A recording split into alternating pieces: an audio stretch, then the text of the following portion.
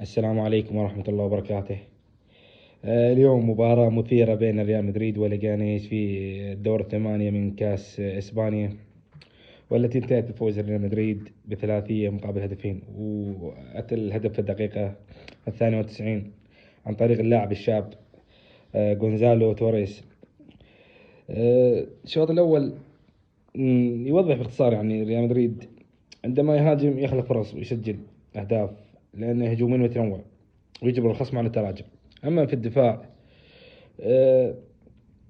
يتجرأ الخصم ويجد مساحات كثيرة ويهدده، لأن دفاعه ضعيف وغير منسجم، ووجود لاعبين شباب أمثال أسينسيو والمدافع الآخر كابيرلو.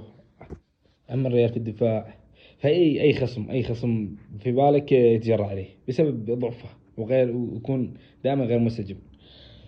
بوجود لاعبين شباب أمثال أسينسيو وجاكبو رومان، وبوجود مندي عليه استفهام كثير جدا، علامات استفهام كثيرة جدا بسبب سوء المستوى. وفالفيردي يعني من لاعب وسط يلعب ظهير أيمن، فيكون الدفاع غير منسجم. وكان نجمه الأول رودريجو، النجم الرائع. إذا لعب على جهة اليسار يقدم أداء رائع جدا. وفي بداية الشوط الثاني أخرج رودريجير. أما في الشوط الثاني أشرك أنشيلوتي فينيسيوس بديلا لرودريجو، ولا أعرف ما سبب التبديل، هل المحافظة على لياقة اللاعب أم شيء آخر.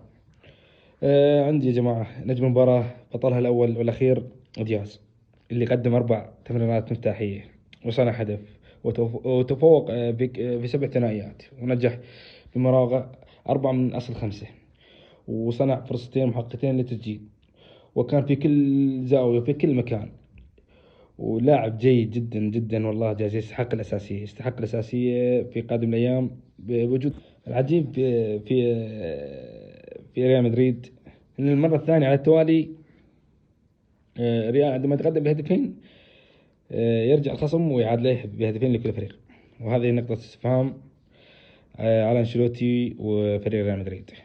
على العموم مبروك ريال مدريد ولجماهيره في بلوغ نصف النهائي لكأس الملك إسبانيا، وفي قادم الأيام ستكون مباريات قوية جدا، ومع السلامة.